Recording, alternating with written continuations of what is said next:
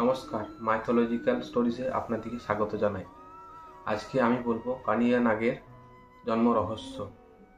তো কালিয়া নাগ পূর্বজন্মে এক চন্দ্রবংশের রাজা ছিল এবং তার নাম ছিল চন্দ্রধ্বজ।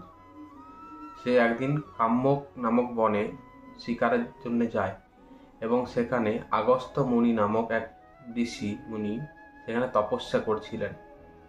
সেই ঋষিমুনি এই রাজাকে দেখার জন্য বা তাকে যাচার জন্য সে এক দুর্গন্ধযুক্ত এবং নানা ক্ষতবিক্ষতযুক্ত শরীর ধারণ করলেন এবং রাজা সেখানে বনে এসে শিকার করবার সময় এই দুর্গন্ধযুক্ত দেহটাকে দেখে পড়ে তার অনুচরদের আদেশ দিলেন যে এই দুর্গন্ধযুক্ত দেহটাকে বনের শেষ প্রান্তে রেখে এসো।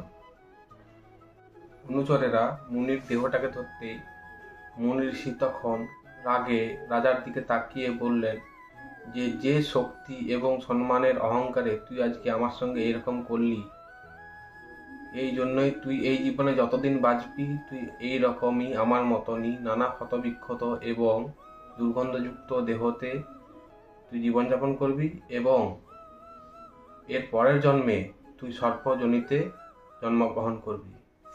নমস্কার।